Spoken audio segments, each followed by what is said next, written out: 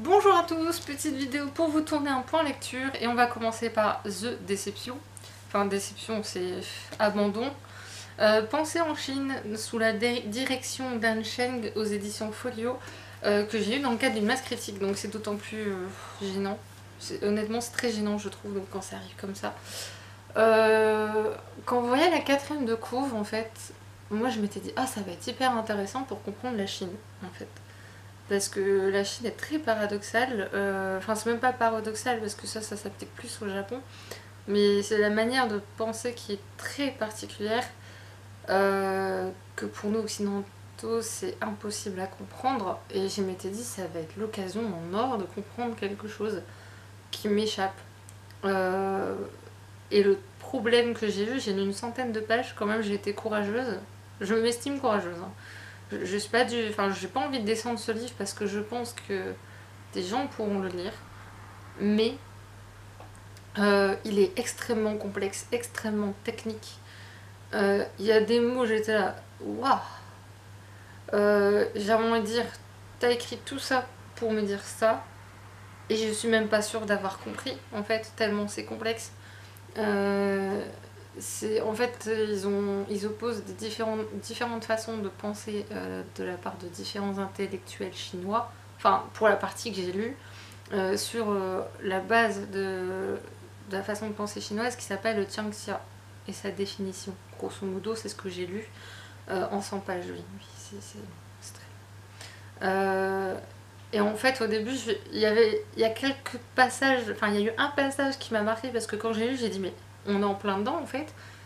Mais c'est le seul moment où j'ai percuté quelque chose. Et en fait, dès que je lisais quelque chose et que je posais le livre, j'oubliais tout. J'arrivais pas à retenir quoi que ce soit, ni à comprendre où il voulait en venir. Et j'ai lu une chronique qui était hyper bien faite. Alors moi j'en ai fait une parce que masse critique oblige, mais honnêtement j'aurais pu ne pas en faire parce que c'est vraiment pas du tout fait pour moi. À un moment donné ils ont écrit pour...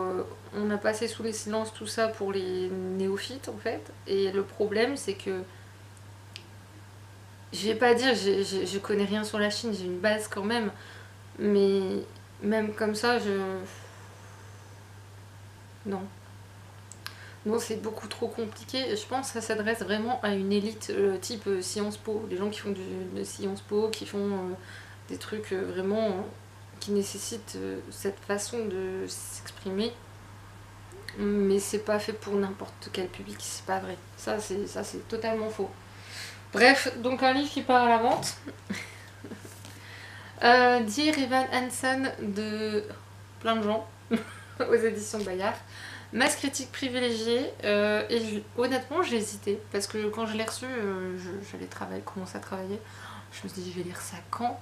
Parce que en fait c'est ça, dès que je commence à travailler pour la poste, j'ai plein de propositions de SP, c'est pas possible. Les gens vont falloir qu'on s'organise. Parce que je m'en sors pas. Et je me dis oh allez pourquoi pas, la thématique m'intrigue quand même beaucoup, même si ça va à l'encontre de mes valeurs, mais ça m'intriguait la façon dont ce serait traité. On suit Evan, un jeune garçon, un adolescent hyper angoissé qui aime pas l'école, mais pas pour les raisons qu'on imagine, c'est juste qu'il est hyper angoissé, tout l'angoisse, il est à la limite de la paranoïa je pense. On sait qu'il s'est cassé le bras l'été qui a précédé la rentrée des classes, il est suivi par un psy en fait, et sur les ordres de sa mère, on peut dire que c'est des ordres, même si ça se discute. Et son psy lui demande d'écrire une lettre à lui-même pour se motiver chaque jour. Se dire aujourd'hui tout se passera bien parce que, grosso modo c'est l'idée. Sauf que c'est un pessimiste. Et que la rentrée il se dit allez, enfin sa mère lui dit de faire ça donc il va essayer quand même. Comme quoi il essaie quand même de s'en sortir. Parce qu'il est très solitaire et il n'ose pas, il est très timide, réservé. Et il n'ose pas s'adresser la parole aux autres, il en a même pas forcément l'envie, mais il se dit, il préfère passer inaperçu en fait. Mais il se dit, allez, on va faire un effort, me faire un cercle d'amis, il essaie tant bien que mal, et il n'y arrive pas. Sauf que sa dernière lettre, va se retrouver dans les mains d'un autre garçon de l'école, qui s'appelle Connor, et sauf que ce Connor va être retrouvé mort avec la lettre de Evan. À partir de là, tout le monde va penser qu'ils étaient les meilleurs amis du monde, ce qui n'était pas du tout le cas. Ils se connaissaient pas en fait. Et sauf que Evan étant lui en fait, parce que pour le coup je descends pas ce personnage, c'est très complexe en fait. C'est là où j'avais peur en fait. Parce que Evan, quand on lit le résumé, on a l'impression qu'il va dire lui c'était mon meilleur ami et que là-dessus il va devenir un peu la star de l'école. Sauf qu'en vrai, non, dans le livre, il commence par non, non, non. Il veut l'expliquer, mais il est tellement timide et réservé et maladroit en plus dans ses propos que déjà il va pas se faire entendre et en plus la personne en face de lui, donc la mère de Connor, elle a tellement ce besoin de savoir que son fils avait au moins un ami qu'elle va balayer d'un revers de la main ce que le pauvre Evan essaie de lui dire. Et là, c'est là-dessus que ça se base en fait. C'est un vrai quiproquo. Et de là, bah, Evan, il va se prendre au jeu en fait. Enfin, se prendre au jeu. Il va finir par... En fait, il va accepter le mensonge en se disant ça va les aider à faire leur deuil. Mais sauf qu'au fur et à mesure du temps, on commence à comprendre d'autres choses. Et il faut aller vraiment au bout de l'histoire pour comprendre tout ce qu'il y a derrière, pourquoi l'histoire de Connor est autant importante pour Evan. Et justement, on a aussi quelques chapitres du point de vue de Connor qui sont hyper intéressants, intelligemment placés. Et tous les personnages, en fait, ont des choses à dire, en fait. C'est ça qui est intéressant. Et on vous montre bien la société des apparences qui est vraiment comme ça, il faut que ce soit comme ça. On te dit comment te comporter, ce que tu dois penser, etc. On oppose aussi deux familles complètement différentes, celle de Connor qui est ce qu'elle est et celle de Evan qui est ce qu'elle est aussi. C'est totalement différente mais au final le ressenti est le même. C'est assez intéressant je trouve. On parle d'homosexualité dedans. Euh, Surtout de la découverte, je pense, plus qu'autre chose.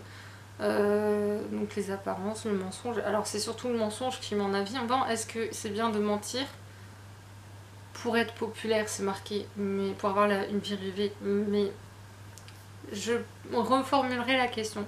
Parce que pour avoir une vie rêvée, certes, mais pour aussi aider des gens à faire leur deuil. Bon, ils ne pouvaient pas le mettre en quatrième de coup, je pense, mais c'est... Ouais.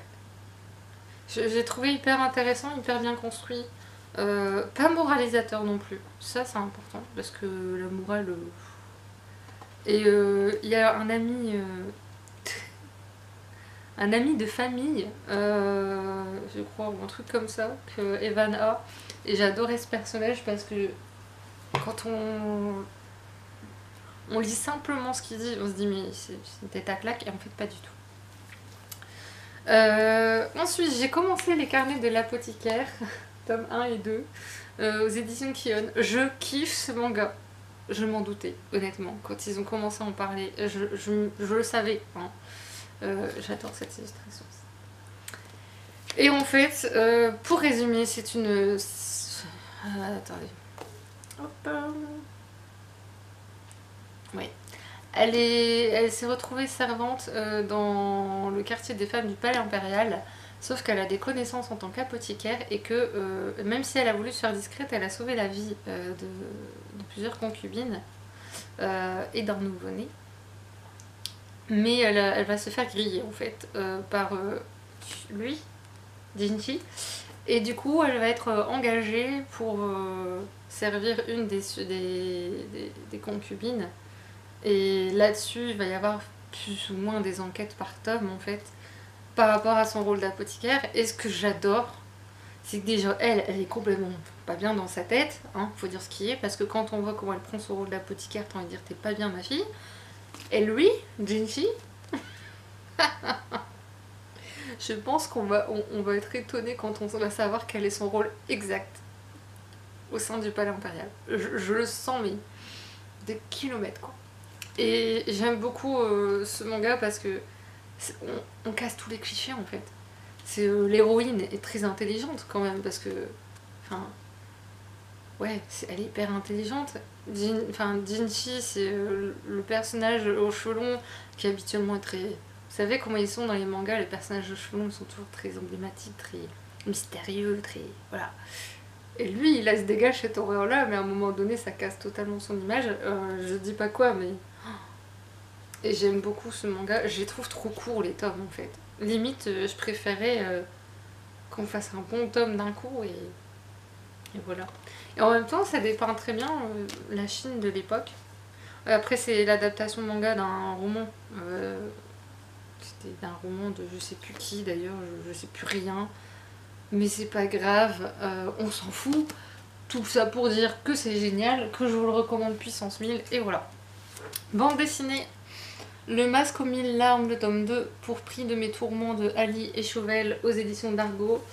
J'avais adoré le tome 1. Le tome 1 était d'une... m'avait tellement intriguée et happée que depuis que je l'ai lu, j'attendais le tome 2 impatiemment. Je ne savais pas qu'il était sorti. Quand je suis allée en librairie, je l'ai vu dans la vitrine. J'ai dit, hey, toi, viens avec moi.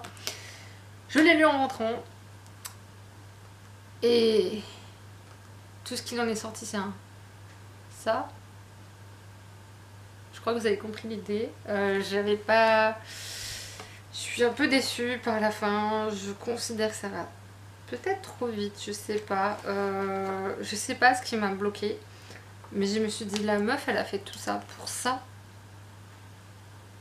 Non. Non. Non. Ou alors, j'ai pas compris le principe du masque, en fait. Je sais pas, mais... Ouais, je suis un peu... Ouais, restée sur ma faim, on peut dire ça. Mais c'est vrai, en plus, c'est exactement ça. Je me dis, c'est tout. C'est ça. 2 tomes pour ça. Je pense qu'ils vont être vendus. Parce que... Je sais même pas comment je vais chroniquer cette bande dessinée, honnêtement. J'en ai aucune idée. Tant le tome 1 était top ici, mais tant le tome 2... Personnellement, je suis déçue. J'arrive même pas à en tirer quelque chose, en fait. Et enfin, L'Ange génétique, le tome 2 de MC Wright. Ouais, je le dis à l'anglaise alors qu'elle est française, tout va bien. C'est chez Book on Demand, je crois. Oui. Je remercie l'autrice de m'avoir signalé la sortie de ce tome 2 et de m'avoir dit que, voilà, que si je voulais le demander en SP de le faire. Je la remercie. Parce que je suis pas toujours tout sur internet actuellement. Et ça a été une histoire, hein, ce livre aussi. J'ai adoré ce tome 2. En fait, ce que j'adore avec cette autrice, et j'ai hâte de voir ce qu'elle va faire avec une autre saga que j'ai pas encore commencé d'elle. J'attends de voir ce qu'elle va faire parce qu'elle est en train de refaire le tome 1, je crois. Et en fait, on pense toujours savoir dans quelle direction on va aller, et en fait, pas du tout. Pour rappel, comment je vais parler de ce tome 2 sans spoiler quoi que ce soit du tome 1, c'est compliqué. Je vais pas vous résumer l'histoire. Parce qu'honnêtement, après je vous résume le tome 1. Et c'est compliqué. C'est de la dystopie, science-fiction en même temps. Donc on est dans un monde futuriste où une fille va essayer de... En fait c'est une hackeuse, elle va essayer de trouver un moyen de faire tomber le méchant de l'histoire. Je dis pas comment se passe le tome 1, je m'arrête là. Et en fait, là dans ce tome là, on va suivre ce qui se passe après les événements de la fin du tome 1. Et c'est assez drôle parce qu'au début du tome, je me dis, mais attends, je me souvenais plus de ça. Du coup, j'ai été rechercher le tome 1, j'ai relu les dernières pages un peu pour me resituer un petit peu. En me disant, mais je me souvenais plus de ça. Et c'est quand même fort parce que oublier ce genre de truc, il faut le faire, honnêtement. Mais ça a un intérêt pour la suite de l'histoire. Et c'est là où je dis l'autrice chapeau, parce qu'elle a fait exactement ce qu'a fait un autre auteur dans une saga. Quand cet auteur-là l'avait fait, moi j'avais pas aimé ce genre de choses. Je m'étais dit non. Non, parce que ça n'a pas été bien utilisé. L'idée était mal utilisée. Ici, elle est hyper bien utilisée. Je dirais même que c'est plutôt dans le sens inverse à la rigueur que ça a été fait. Plus ou moins. Enfin bref. Et j'adore les personnages. En fait, à chaque fois, je me suis dit, ah, je préfère ce personnage-là. Puis, oh non, il y a celui-là. Oh, et puis il y a celui-là. Oh, et puis il y a celui-là. Bref, j'ai adoré tous les personnages. J'ai toujours cette préférence quand même pour Ombre. Ombre se dévoile de plus en plus. On découvre un peu plus Déborah et son compagnon. Stéphanie et Arakin, on les voit plus. Et concernant Arakin, c'est le seul où on ne sait pas. D'ailleurs, je me suis fait avoir parce que je pensais sincèrement qu'il y a une confrontation, on sait qu'elle va venir. je pensais que ce serait avec Ombre qu'elle se ferait. Eh ben pas du tout. Désolée, je viens de faire un spoiler. Enfin, pas vraiment. Mais de toute façon, il y a tellement de confrontations dedans, vous saurez pas quel moment c'est. Mais il y en a à tous les niveaux. Et ce que j'aime bien, c'est que vous avez donc cette dystopie qui doit continuer à lutter contre le méchant. Et à côté de ça, vous avez la mythologie aztèque qui est présente, puisqu'ils utilisent des objets ayant appartenu à des dieux aztèques, dieux et déesses. Et que du coup, on a ce fil rouge aussi à côté, et les deux se mélangent, mais de manière très habile. J'ai du mal à expliquer ce livre parce que pour moi, il faut lire. Il faut le lire. Alors moi, je sais que j'ai toujours un sentiment. Il n'y a qu'avec elle je peux ressentir ce genre de choses en termes de lecture. Je ne le ressentirai pas avec un autre auteur. Ce sentiment de je mets les pieds dans quoi, je sais pas où je vais, mais j'y vais. Même avec d'autres auteurs qui me font ce genre de cours où je sais que je vais pas aller du tout dans la direction que je pense, je ressens pas cette chose-là en fait. C'est assez atypique. D'autant qu'elle met quand même beaucoup de romance. Il y a un aspect romance qui est très présent quand même. Je trouve personnellement. Il y en a que ça pourrait déplaire. Moi, à un moment donné, je me suis posé la question de me dire, mais ouais, mais tu me mets des scènes, mais moi j'ai envie de savoir le reste. Tes romances, pour moi, elles sont installées, c'est bon, on passe. Sauf qu'elles ont de l'importance pour la suite de l'histoire. Toutes les romances, aussi infimes soient-elles, ont de l'importance. D'ailleurs, elle utilise bien par rapport à cette guerre, justement, les sentiments de chaque personnage. Ils sont extrêmement bien exploités sur le plan personnel. Comment ça peut avoir un impact sur leur comportement au sein de la guerre qui approche ou qui est là, on ne sait pas encore trop. Bref, le tome 3 va arriver. L'autrice m'a déjà plus ou moins confirmé que Arakin serait plus développé dans le prochain tome, tant mieux. De toute façon, vu là où ça s'arrête, j'ai envie de frapper l'autrice, honnêtement. Non, tu t'arrêtes pas en plein milieu de ce genre de choses. Tu ne peux pas. Vous savez, Gabriel Katz, il fait super bien ce genre de choses aussi. C'était pas loin du niveau de Gabriel Katz. Quoique, on y est peut-être quand même. Parce que, honnêtement, j'étais. Quoi Je lisais même encore les pages derrière alors que c'est les remerciements, hein. En me disant, les remerciements pris derrière, je regarde. Ouais, non, mais c'est. Non, mais en fait, non, il est fini. T'as plus qu'à attendre le tome 3. Bref. Sur ce, avant de plus avoir de batterie, je vais vous laisser. Je vais essayer de ranger tout ça. Je pense que je vais.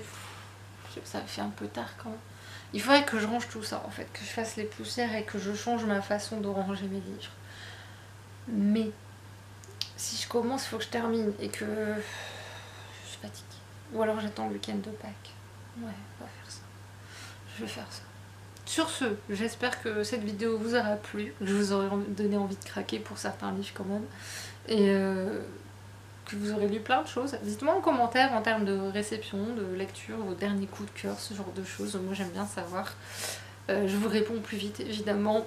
Et sur ce, je vous souhaite un très bon week-end et je vous dis à très bientôt. Salut!